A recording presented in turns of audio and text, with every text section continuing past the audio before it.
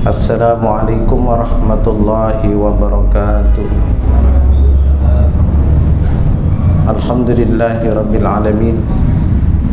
Nahmaduhu wa nasta'inuhu wa nastaghfiruh wa na'udzu billahi min shururi anfusina wa min sayyiati a'malina.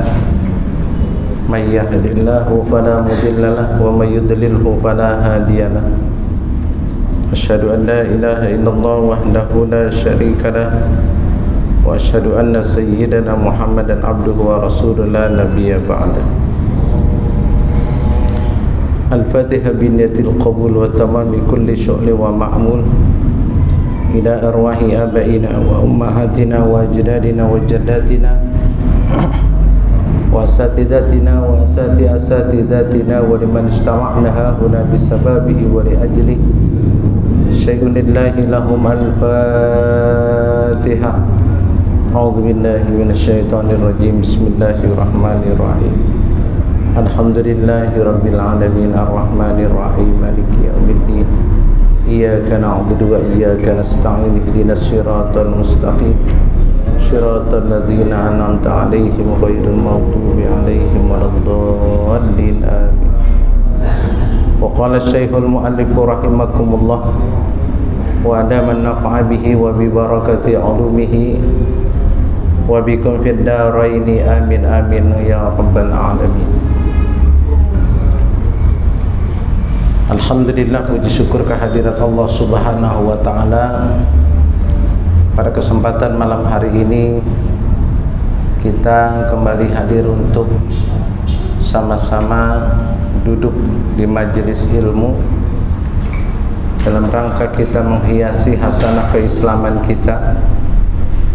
Kita tambahkan amal-amal ibadah kita yang mudah-mudahan Allah Subhanahu wa taala turunkan rahmat dan berkah pada kita pada malam hari ini dengan adanya kajian dan pengajian di Masjid Al-Faizin yang sebagaimana biasa kita adakan setiap malam Sabtu, membahas kitab Riyadhus Shalihin tentang hadis-hadis baginda Rasulullah sallallahu alaihi wasallam.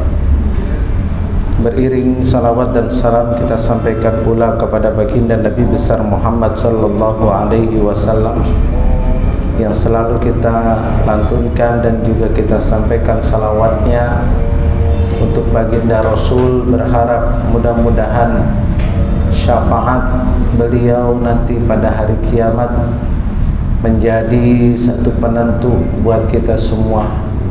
Berkat pertolongan dari Allah Subhanahu wa taala, dimasukkanlah kita berkumpul dengan baginda Rasulullah sallallahu alaihi wasallam. Bapak-bapak, gimana kabarnya hari ini? Sehat ya? Alhamdulillah. Hari ini kita kembali lagi memasuki daripada hadis berikutnya. Bismillahirrahmanirrahim. An Abi Sa'id Al-Khudri radhiyallahu anin Nabi sallallahu alaihi wasallam qala iyyakum wal julusa fi turuqati faqalu ya Rasulullah ma lana min majalisina buddun natahaddatsu fiha. Faqala Rasulullah sallallahu alaihi wasallam fa idza abaitum illa al majlisa fa'tu tariqa haqqahu. Qalu wa ma haqqu tariqi ya Rasulullah? Qala ghaddul basar wa kafful azaa wa raddus salam wal amru bil ma'ruf wan nahyu 'anil munkar. Muttafaqun alaih. An Abi Sa'id Al-Khudri radhiyallahu an, dari Abi Sa'id Al-Khudri. Abi Sa'id Al-Khudri ini sahabat Nabi dari golongan Ansar. nama lengkapnya Sa'ad bin Malik bin Sinan Al-Khuzraji Al-Ansari. Al-Khudri itu nama nisbat. Ada sebuah kampung kaum Ansar pada waktu itu, namanya kampungnya Khuzriyi. Khuzriyi itu artinya nisbat, bahwa dia itu orang kampung Khuzriyi. Imam Bukhari, Bukhara itu nama kampung. Kalau dinisbatkan jadi kata-katanya Bukhari, Imam Bukhari. Kalau kita tinggal di Pelumpang, Al-Pelumpangi, Al-Pelumpangi. Kalau kita lahir di Pelumpang, gede di Pelumpang, namanya ditambahin ujungnya Al-Pelumpangi, karena namanya. Cuman karena kita di Indonesia nggak terbiasa memakai nama-nama dari kampung, dari tempat tinggal kita, ya. Kalau orang Timur Tengah, orang Arab itu terbiasa untuk memakai nama kampungnya, menandakan bahwa ini orang ini tinggalnya di sini. Terkadang ada nama yang sama, ya, ada nama yang sama, kayak nama Udin. Udin kan banyak, ada Udin Boncel, ada Udin Pitak. Udin Pitak. Kalau dibilang Udin mana? Oh, Udin Pitak. Udin mana? Oh, Udin Boncel. Namanya tuh kalau kita nama lakop, atau kalau bahasa kita namanya poyokan. Nama poyokan, nama gelar, biasanya begitu. Dari Abi Sa'id Al-Khudri radhiyallahu anhu anin Nabi sallallahu alaihi wasallam, dari Nabi Muhammad sallallahu alaihi wasallam, qala, dia berkata, mengatakan bahwa Rasulullah sallallahu alaihi wasallam pernah bersabda, iyyakum wal julusa fit turuqati, iyyakum wal julusa fit turuqati, jauhilah dari kalian itu, wal julusa fit turuqati, duduk-duduk, fit turuqati, di pinggir jalan. Ini larangan duduk di pinggir jalan, nongkrong, kongko di pinggir jalan. Faqalu, kemudian berkata para sahabat, ya Rasulullah, malana min majalisina buddun, malana min majalisina buddun. Kalau bahasa Arab itu, kalau malana buddun artinya kita nggak bisa nolak gitu, nggak bisa ninggalin kayak begitu. Malana buddun min majalisina, kami nggak bisa ya Rasulullah, ya, untuk meninggalkan tempat-tempat itu, tempat-tempat duduk, tempat-tempat nongkrong di pinggir jalan. Natahaddatsu fiha, kami biasa ngobrol-ngobrol di pinggir jalan. Jadi di pinggir jalan. Jadi di zaman Nabi pun udah ada itu yang namanya nongkrong-nongkrong di pinggir jalan.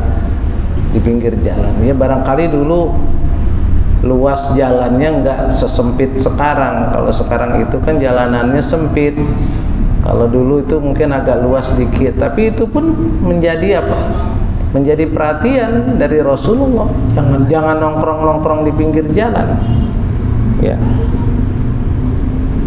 Faqala Rasulullah sallallahu alaihi wasallam, setelah dikatakan kami nggak bisa ya Rasulullah untuk meninggalkan tempat-tempat tongkrongan kami, natahaddatsu fiha, kami biasa ngobrol di tempat tongkrongan kami, ya. Faqala Rasulullah sallallahu alaihi wasallam, kemudian berkata Rasulullah sallallahu alaihi wasallam, fa idza abaitum ilal majlisa fa'tu tariqa haqqahu. Fa idza abaitum, kalau kalian enggak bisa untuk meninggalkan majelis tersebut, ilal majlisa, jadi kalau seandainya kalian enggak bisa, kalau enggak nongkrong gitu, maka fa'tut tariqa haqqahu, berilah jalanan itu haknya, hak jalan itu. Qalu wa ma haqqut tariqi ya Rasulullah sallallahu alaihi wasallam. Kemudian para sahabat mengatakan, wa ma haqqut tariq, apa yang dimaksud dengan hak jalanan itu ya Rasulullah? Qala, kemudian Rasulullah berkata, ghaddul basar, menjaga mata, wa kaful aza, dan tidak mengganggu, wa raddus salam, dan menjawab salam, wal amru bil ma'rufi wan nahyu 'anil munkar, dan yang terakhir amar ma'ruf dan nahi munkar. Muttafaqun alaih. Jadi hadis ini dari Abi Sa'id Al-Khudri radhiyallahu an tentang nongkrong di pinggir jalan. Tentang nongkrong di pinggir jalan, ternyata dulu Rasulullah sudah melarang nongkrong di pinggir jalan, ya. Jadi ada larangan dulu itu dari Rasulullah kepada para sahabat yang suka nongkrong di pinggir jalan, duduk di pinggir jalan. Makanya salah satu dulu ya, ulama-ulama dan guru-guru yang punya adab, bukan akhlak lagi tapi adab, ada adab. Itu kalau seorang imam masjid, seorang khatib Jumat, itu kalau bisa jangan sampai nongkrong di pinggir jalan. Ya, dulu saya diajarin gitu tuh. Kalau ente udah jadi khatib, jangan nongkrong lagi di pinggir jalan, ya. Duduk pinggir jalan. Sebab apa? Ya nanti ada nih, kita bahas nih sedikit-sedikit tentang nongkrong di pinggir jalan. Sampai para sahabat pada waktu itu mengatakan, ya Rasulullah, malana buddun min majalisina, kami nggak bisa ya Rasulullah untuk nggak nongkrong di pinggir jalan. Udah hobinya tuh Pak, udah hobi.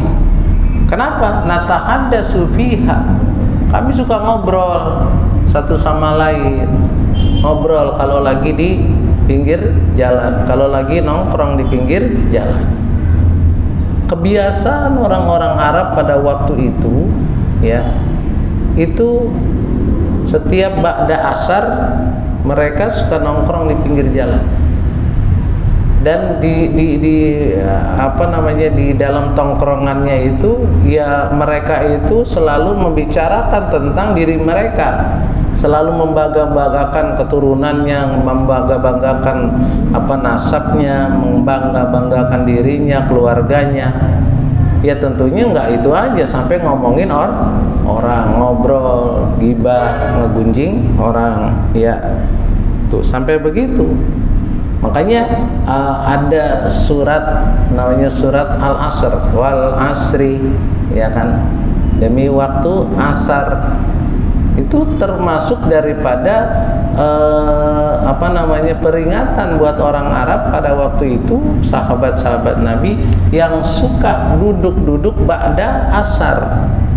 Ba'da asar duduk di pinggir jalan, mereka ngobrol ngalor ngidul, kemudian selalu membangga-banggakan sukunya, selalu membanggakan keluarganya, ngejelek-jelekin orang lain. Itu namanya gibah, ya, gibah.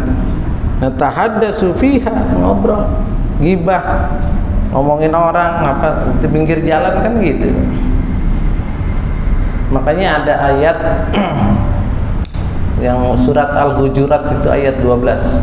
Ya ayyuhalladzina amanu ijtanibu katsiran minadh-dhanni inna ba'dadh-dhanni ismun wala tajassasu wala yaghtab ba'dukum ba'da ayuhibbu ahadukum ayyakula lahma akhihi maitan fakarihtumuhu fattaqullah innallaha tawwabur rahim.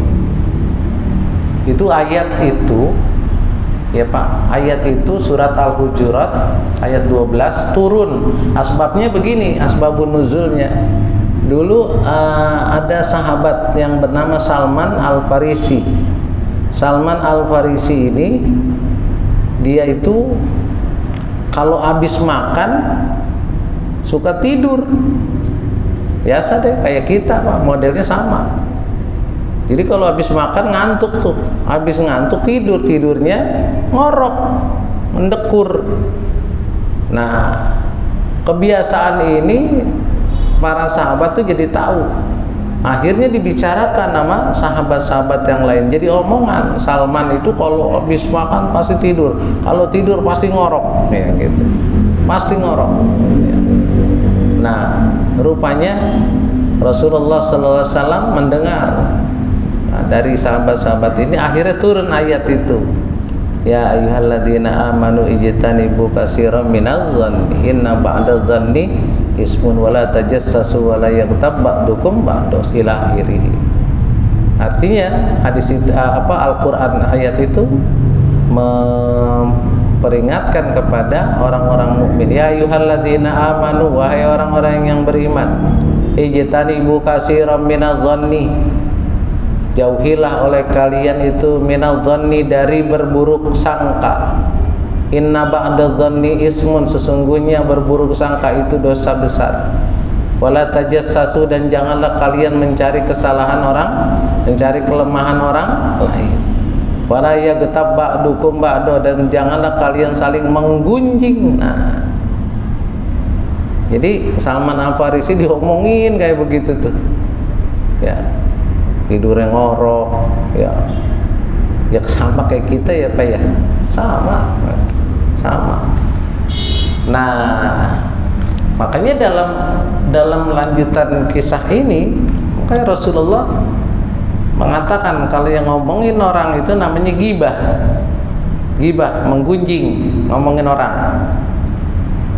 Lalu para sahabat ditanya oleh Rasulullah, atadruna mal ghibah, apakah kalian tahu apa yang namanya ghibah itu? Qalu Allahu wa rasuluhu a'lam.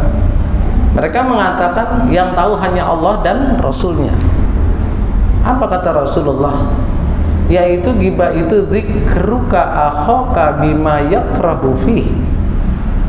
Yang namanya ghibah itu adalah engkau menyebut tentang saudara kamu yang kalau dia tahu pasti dia nggak suka dengan obrolan kalian.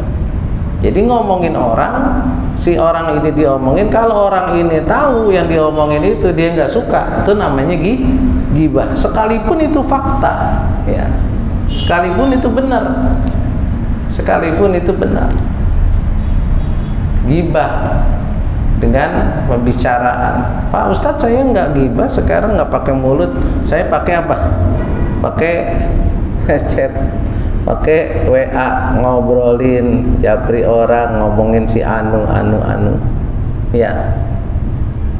Jadi makanya Rasulullah bilang, atadruna mal muflis, tahukah kalian apa yang dinamakan orang itu bangkrut nanti di akhirat? Muflis itu orang nggak punya sesuatu lagi, namanya orang yang bangkrut.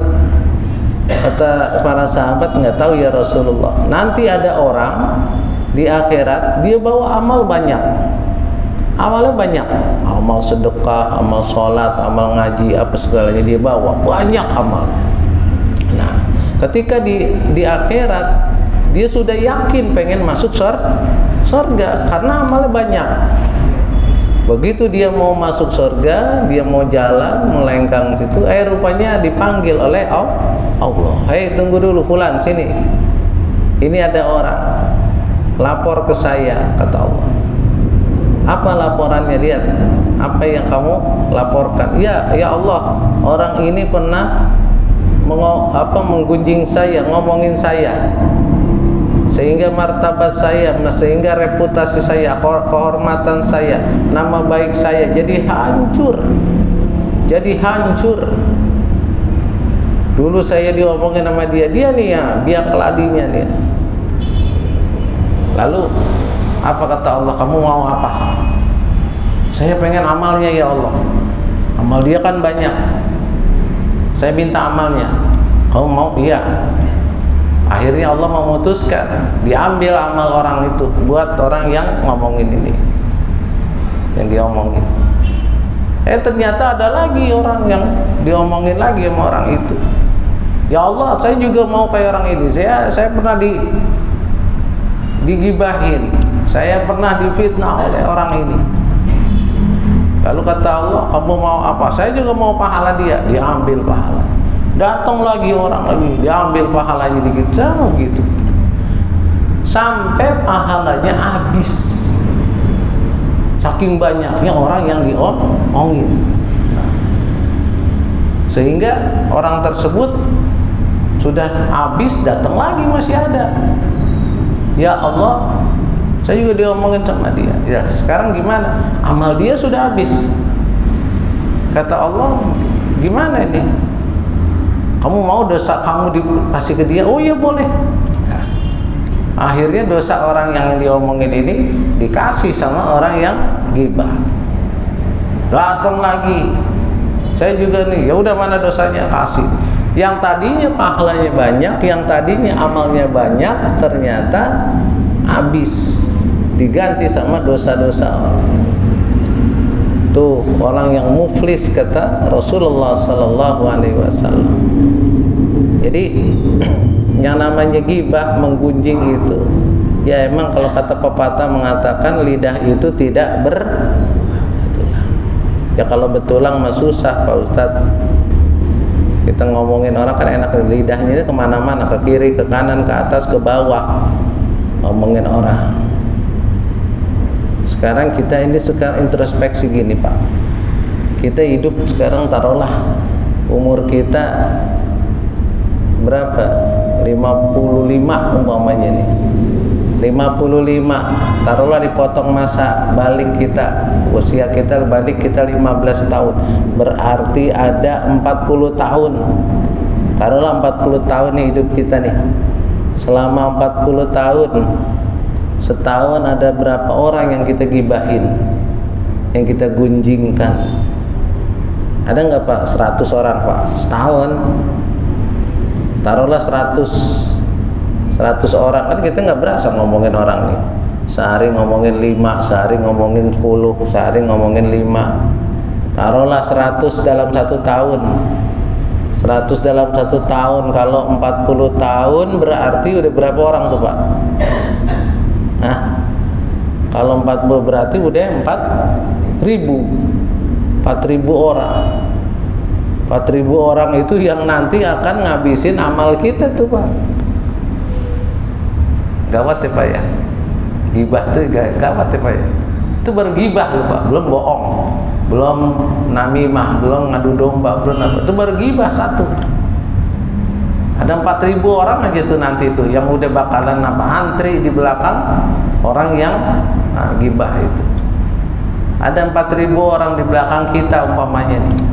Permasalahannya, ada nggak stok amal kita nih buat ngebagiin ke 4.000 orang ini?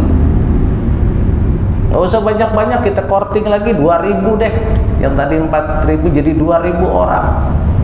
Stok amal kita ada nggak buat dibagi sama orang-orang yang kita gibahin, yang kita ngomongin itu Pak? Kalau kita mamanya punya, habis ternyata buat orang-orang itu. Ada nggak amal kita, stok amal kita buat masuk melenggang ke dalam surganya Allah? Tuh, saya kadang-kadang suka mikir juga Pak, diri saya juga kadang-kadang suka keplesetan, suka enak gitu ngomongin orang Pak. Nah, dan itu dosanya antar manusia kalau gibah itu. Bukan kita minta ampunnya kepada Allah. Kalau kita dosa sama Allah, ya kita minta ampun, istighfar, kita sholat, minta ampun kepada Allah, beres. Nah sekarang urusannya sama manusia. tuh orang masih ada mamanya, kita bisa nggak minta maaf sama dia? Kan gengsi kadang-kadang Pak ya. Berani nggak ngomong, Pak Kasino maaf ya, saya kemarin ngomongin kejelekan Pak Kasino, saya ngomongin tentang Pak Kasino. Bisa nggak ngomong kayak begitu?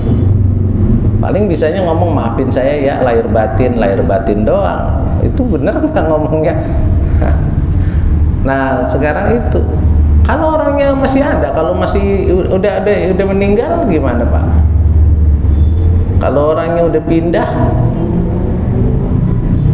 tuh dia mesti sama dia yang bersangkutan kita minta ampunnya, kita mohon maafnya, ya. Lalu gimana kita mensiasati tentang ghibah ini? Ngobrol-ngobrol pinggir jalan, ngomongin orang. Nah, agama menganjurkan satu, banyaklah bergaul dengan orang-orang yang soleh, orang yang baik.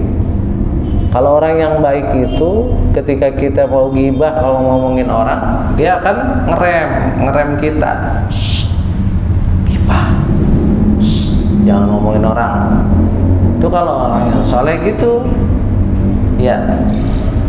Tapi kalau kita ngobrol sama orang yang kagak soleh, apalagi lebih gila dari kita ngomongin, bang, tahu nggak bang si anu bang? Saya mah lebih tahu. Saya mau dari A sampai Z saya tahu tuh. Malah dari A sampai Z, kita baru sampai B doang. Dia udah tahu, malah ditimpalin Pak. Ditimpalin. Kalau kita gaul sama orang yang kagak bener ya tambah begitu. Satu, kita banyak-banyak bergaul dengan orang yang soleh. So, kalau orang yang soleh pasti ngomongin masalah agama, ngobrolinnya bukan ghibah. Yang kedua, introspeksi diri kita. Introspeksi kita ngomongin orang, emang kita udah bener. Kita ngomongin kejelekan orang, emang kita nggak kejelek. Kita ngobrolin aib orang, emang kita nggak punya aib. Saking aja aib kita itu ditutup oleh Allah. Ya, karena kita nutup aib orang lain, maka aib kita ditutup oleh Allah. Makanya kita kudu banyak menutup aib orang tuh begitu, supaya Allah itu nutupin aib kita. Kalau Bapak tahu aib saya banyak yang begini, pasti besok males gue dengerin ceramahnya sama Ustadz. Dia sendiri banyak dosanya tuh, gitu. Jadi orang nih kalau mamanya tahu nih semuanya tentang aib kita, dikasih tahu aja sama Allah. Aibnya Pak Kasino ini, aibnya ini, pokoknya dikasih tahu. Kita saling tahu nih kejelekan dia. Pasti kita semuanya jadi apa? Pecah semua. Kagak ada yang namanya silaturahmi, nggak ada yang namanya interaksi sesama kita. Karena kita udah tahu aib orang lain. Jangan ini loh, dia ngomongin lo di belakang. Nah, itu orang kalau yang ya ngerinya sama orang yang suka ghibah tuh begitu. Jangankan kita ngobrol sama dia, di belakang kita dia ngobrolin kita. Itu kalau orang yang suka ghibah. Maka kita introspeksi, emang kita udah bersih, emang kita udah bener, ya. Maka kita jangan gampang-gampang memvonis ataupun menghakimi orang. Dia nggak bener tuh, emang kita udah bener. Itu yang kadang-kadang bukan hanya Bapak saja, diri saya juga kadang-kadang suka ya mikir gitu. Permasalahannya kalau umpamanya ada orang 2000 orang aja nanti di akhirat nuntut ke kita, habis amal kita, habis pahala kita, dosa dia ke kita lagi. Nah itulah yang jadi apa? Permasalahannya kalau kita banyak ghibah, introspeksi diri kita. Lalu apa lagi yang kita harus lakukan? Tabayun, banyak-banyak tabayun. Tabayun itu artinya mengklarifikasi berita. Bener nggak berita itu? Ini sekarang ini kan banyak yang namanya infotainment. Bukan hanya infotainment, sekarang ini di gawai kita nih, di HP kita udah banyak itu yang namanya berita-berita bener, berita-berita hoax, berita bohong. Belum lagi ngomongin orang.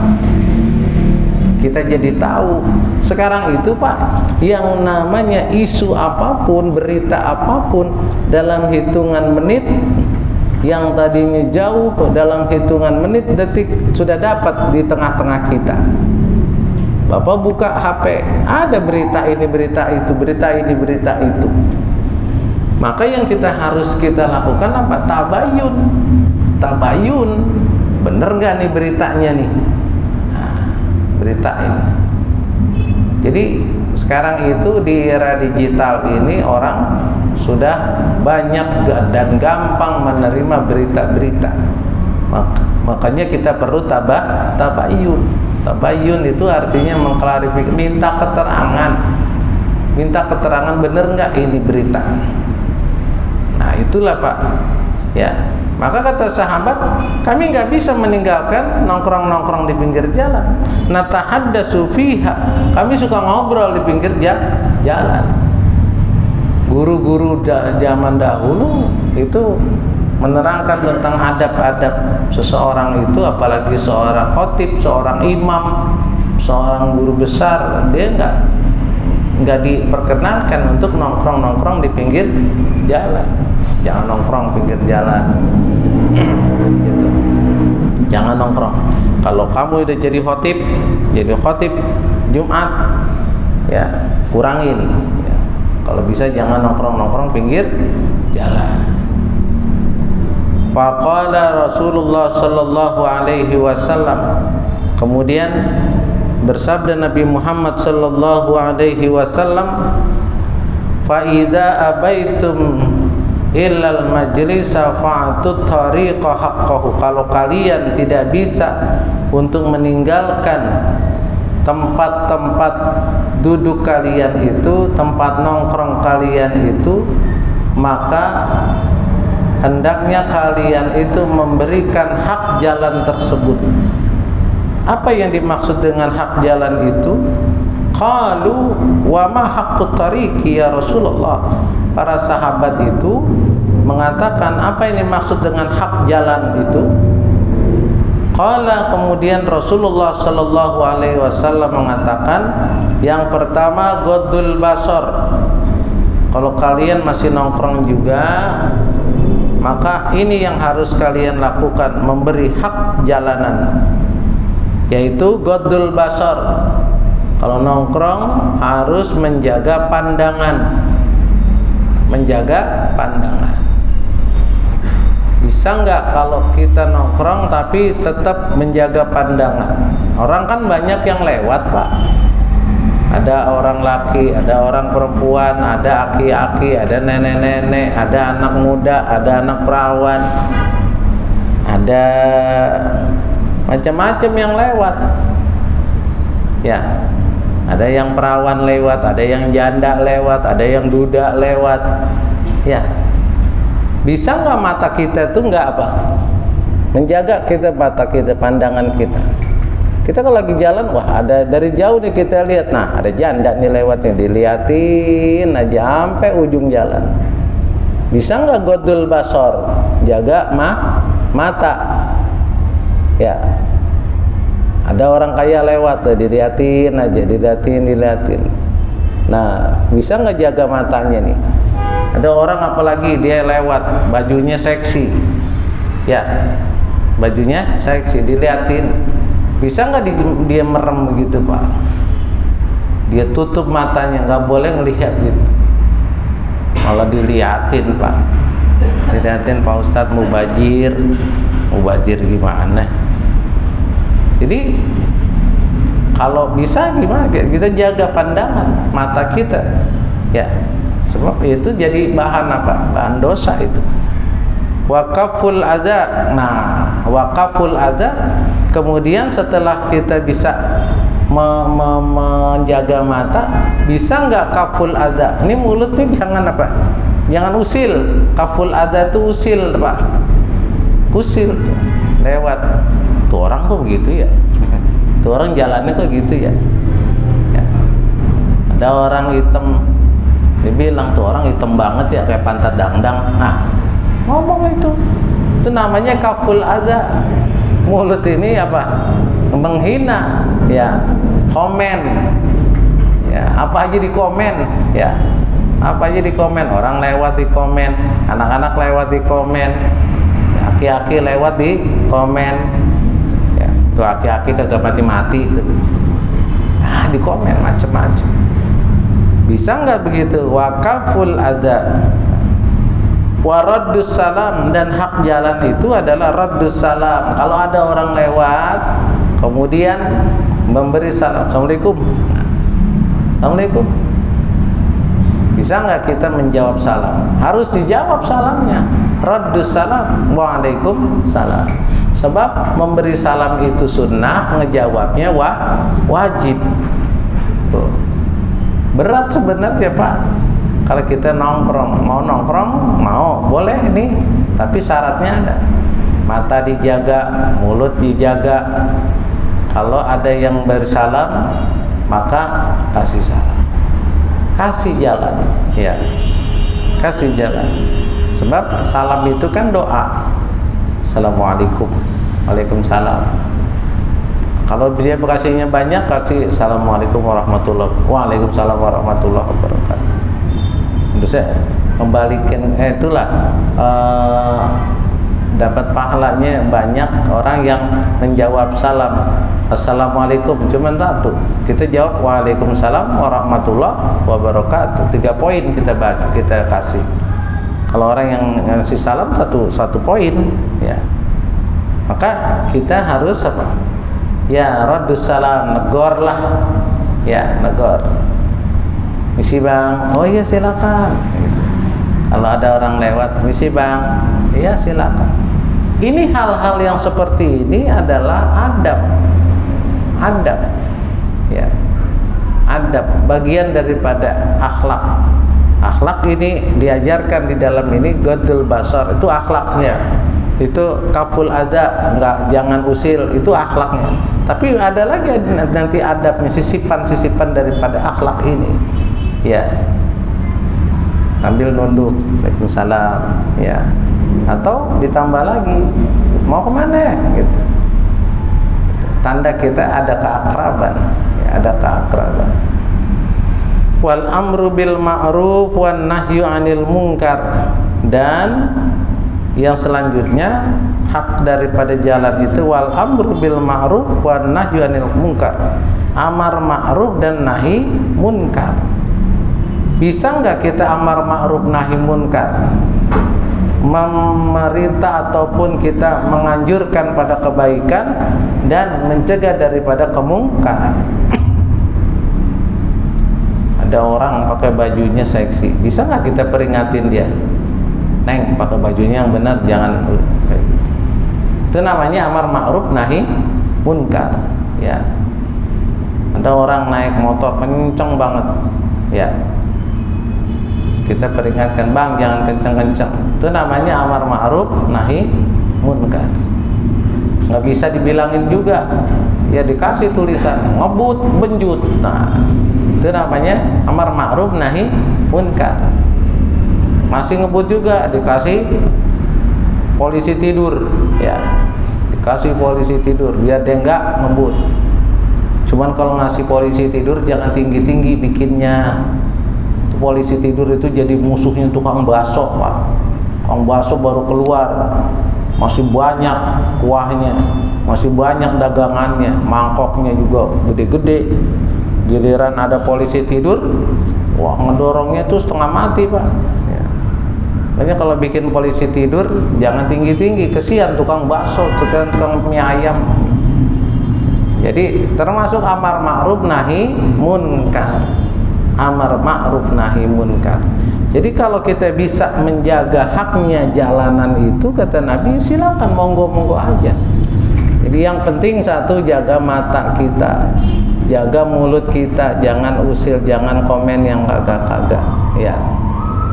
Jangan kita itu nggak ngejawab salam. Ada orang jawab salam ucapkan, termasuk daripada akhlak kita, ya. Jadi inilah Pak, bahwa dalam hidup kita ini ada seni-seni hidup berakhlak, seni hidup beradab, gitu. Jadi manusia itu ada, makanya disebut ada peradaban.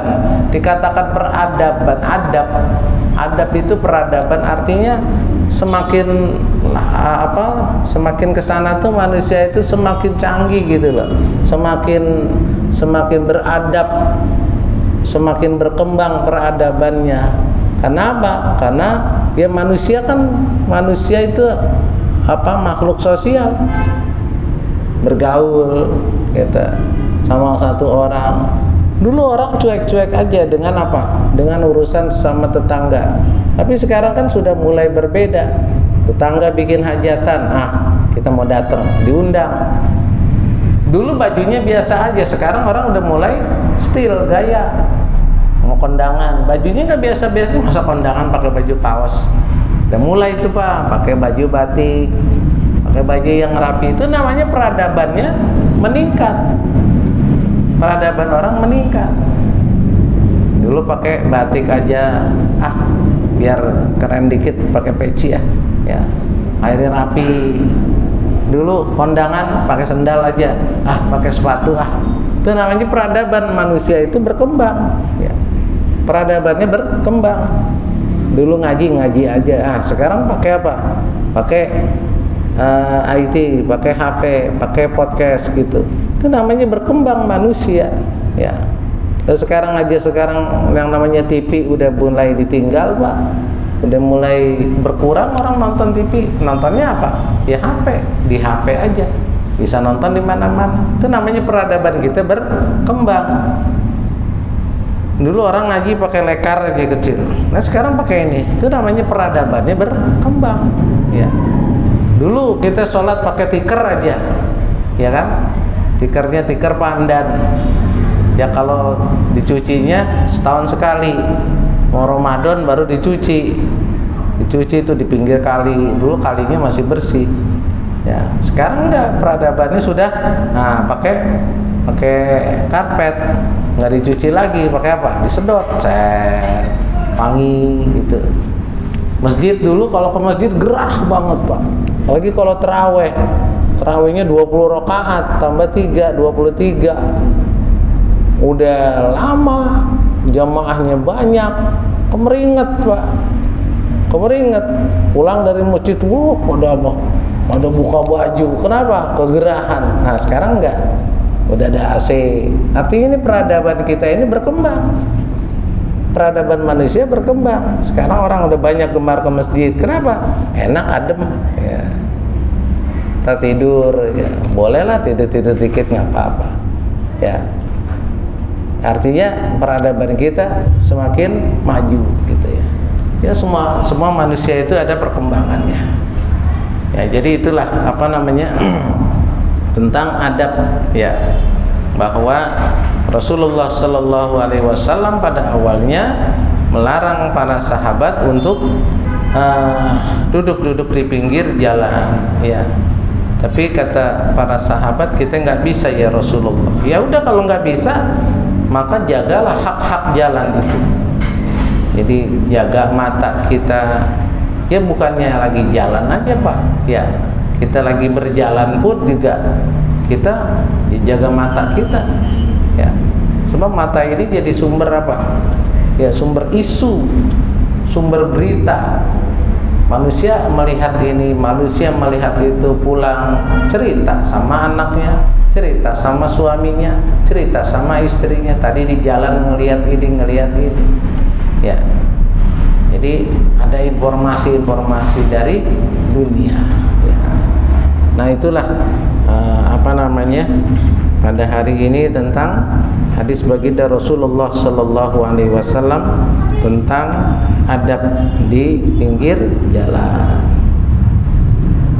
Wa an Ibnu Abbas radhiyallahu anhuma anna Rasulullah sallallahu alaihi wasallam ra'a khataman min dhahabin fi yadi rajulin fanaza'ahu fatarahahu wa qala ya'madu ahadukum ilal jamrah min narin fayaj'aluha fi yadihi faqila lirrajuli ba'da ma dhahaba Rasulullah sallallahu alaihi wasallam khudh khatamaka intafi bihi. Qala la wallahi la akhudhuhu abadan wa qad tarahahu Rasulullah sallallahu alaihi wasallam. Dari Ibnu Abbas radhiyallahu anhu, dari sahabat Ibnu Abbas. Ini saya cerita aja dari hadis ini, intinya begini, bahwa Rasulullah sallallahu alaihi wasallam pernah melihat orang ya memakai cincin min zahabin, dari emas, ya. Kemudian orang itu pakai emas fi yadihi, di tangan orang tersebut. Fanaza'ahu fatarahahu, kemudian Rasulullah bilang cabut. Kemudian fatarahahu, kemudian dibuang itu cincin, ya. Faqala ya'madu ahadukum ilal jamrah min narin wa yaj'alu fi yadihi. Kemudian setelah itu Rasulullah sallallahu alaihi wasallam mengatakan, setelah ngebuang cincin orang tersebut yang dari emas itu, Rasulullah bilang, salah seorang di antara kalian sengaja mengambil bara api dan meletakkannya di tangannya. Jadi cincin yang terbuat dari emas itu ya dianggap oleh Rasulullah itu adalah bara api dari neraka yang ditaruh di tangannya. Ini larangan kalau laki-laki itu nggak boleh pakai cincin emas, ya. Kalau dia pakai cincin emas, tandanya kata Rasulullah dia sudah menyematkan api neraka di tangannya, gitu. Akhirnya Nabi perintahkan untuk dibuang itu cincinnya. Lalu apa yang faqila lirrajuli ba'da ma dhahaba Rasulullah, setelah Rasulullah itu pergi, ya, sahabat-sahabat yang lain bilang, kamu nggak mau ambil itu cincinnya, ya. Khudh khatamaka intafi bihi, ambil tuh cincin kamu, kamu pakai buat apa kek, mau dijual boleh. Faqala, kemudian orang tersebut mengatakan yang cincinnya dibuang tuh, la, saya nggak mau, wallahi la akhudhuhu abadan, saya tidak akan ambil cincin itu selamanya. Wa qatarahu Rasulullah sallallahu alaihi wasallam, sudah dibuang oleh Rasulullah sallallahu alaihi wasallam. Akhirnya tuh cincin nggak diambil, Pak, karena udah dibuang sama Rasulullah.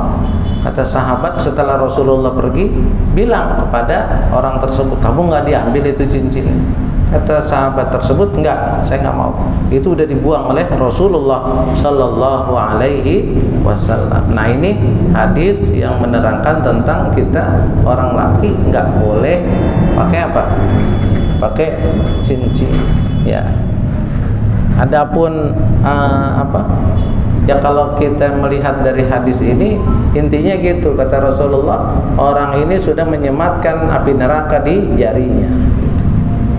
Adapun nanti ada kajian dari dunia medis tentang memakai cincin, itu bagian dari lain, ya, bagian dari lain.